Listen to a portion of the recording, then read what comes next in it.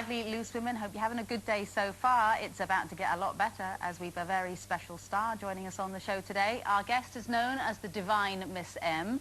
We're hoping some of her goodness rubs off on our debauched Miss M. That's Carol McGiffin. She knows better than most what women want. It's Jane McDonald.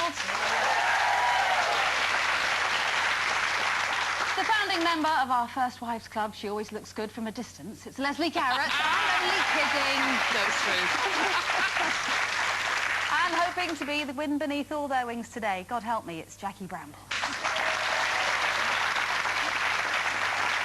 Just in case you've not guessed who it is from our clues, she's a Grammy, Emmy, Tony and Golden Globe winner who's sold over 15 million albums. Chatting about her illustrious career, sharing her views on all the topics of the day and answering some of your questions too, the legendary Bette Midler will be a fifth loose woman today. But first, in the wake of the weekend's BAFTA Awards, a new survey out today reckons that Jack Nicholson's line from A Few Good Men, "You can't handle the truth," is the best line ever uttered in a movie. I think he did it a bit better than I did then. However, Oxford University professor Diane Purkis has recently claimed that the film industry is dumbing down roles for women in comparison with the golden age of movies when female characters were more complex and varied. So, Carol, you reckon she's right? Well, no, I think there are a lot of strong women in films. I don't think it's necessary. I think it's probably equal. I think men are equally portrayed as idiots a lot of the time as well. But, you know, I think women, to a certain extent, have only got themselves to blame because there are too many films about shopping, about, you know, men and sex and weight loss and all that, and that is... unfortunately, what a hell of a lot of women are obsessed with. Oh, and those it's not films, like that all the time, is it? No, it's not. But there are a lot of films that are big hits that are about those things. And unfortunately, I don't think there's anything wrong with that because, you know, sometimes it's escapism. I mean, yeah, I would it's say like reading a magazine or something. Yeah, but I would see Sex and the City as a real girly film, but actually it's not. It is really about, you know, four quite strong women. So there's a lot of shopping in that, isn't there? There is a lot of shopping in that. Shopping and shoes. But that is what we like. Yeah. Lesley? Well, I think there's always been fantastic, iconic women, hasn't there, in film? I mean, in the old days, there were legends, weren't they? I mean, my personal favourite is Katharine Hepburn because, well, she just kicked ass, didn't she? She just, she showed women how to be powerful in a man's world. I mean, all those great films she used to make, and she was just strong. But I think there's equally strong women around now. You might have to look a bit harder to find them.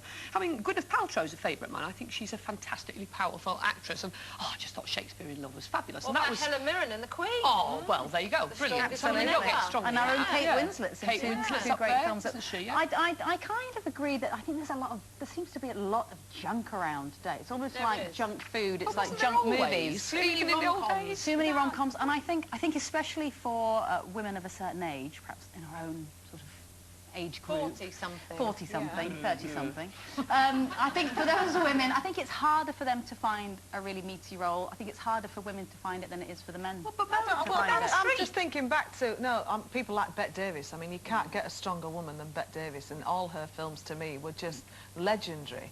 And I just think they were really strong, powerful women, but probably controlled by men in those days. So it's a bit of contradiction. So off-screen, maybe not quite so as in control as the ladies today. Exactly, but it's the lines I remember from films. I mean, my favourite is from Dorothy of the Wizard of Oz. There's no place like home. Oh, yes, so made for you. Never go out. Oh, I know. Oh, that's true, isn't it? One of my favourite lines actually should be Carol's. It's from, do you remember the movie about TV called Network in 1970? I think it was 1975 or something, and it was, "I'm as mad as hell and I'm not going to take it anymore." Yes. It's you. That's your line. Or something from Falling Down. Actually, that is me. That is me going mad in that film with modern life just driving me crackers. But you love Mamma Mia, don't you? Well, Mamma Mia, you know, do you know how much I hate, like, musicals? I'm sorry to say that, with two singers and another one coming on.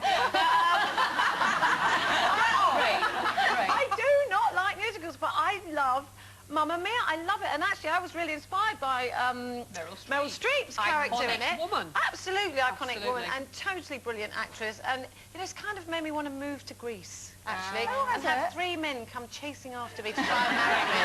I think that's a nice idea.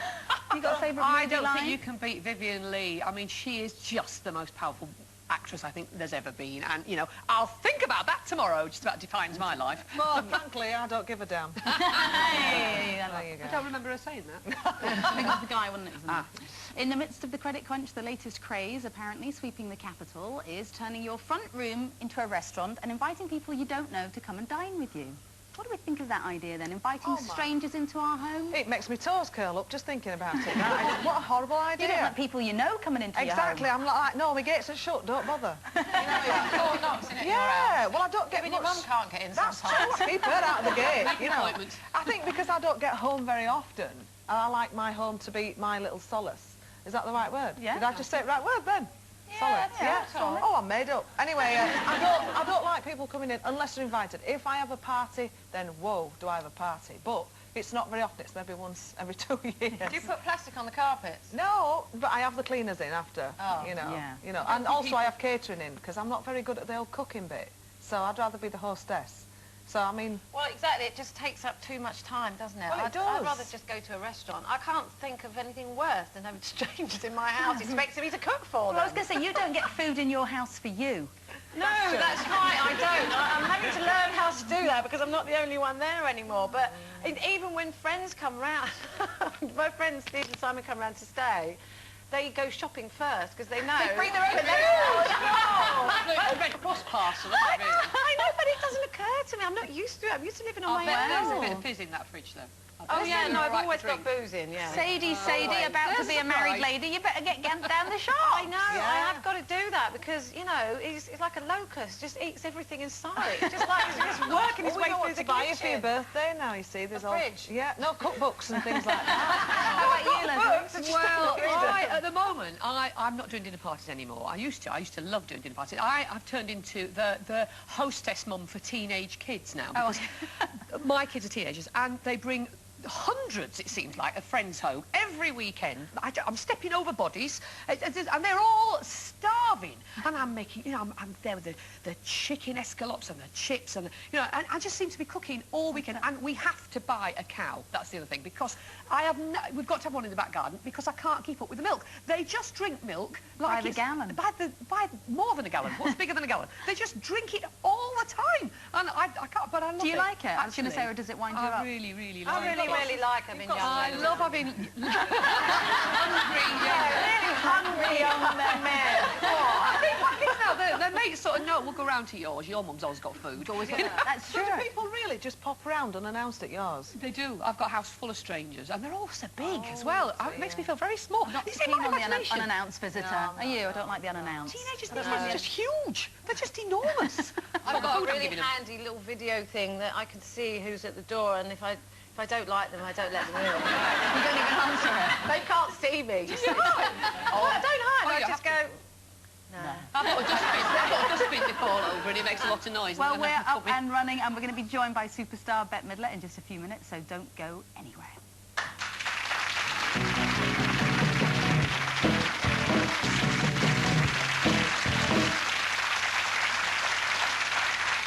Welcome back to Tuesday Lunch with the Loose Ladies. Before we meet our special guest, Bette Midler, it's competition time, and this week we're giving away £15,000 to one lucky viewer. Here's the question and all the details you need to enter.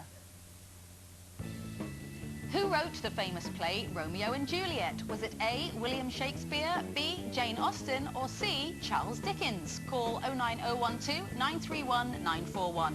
Calls cost £1 from BT landlines. Calls from other networks may be higher, and from mobiles will be considerably more.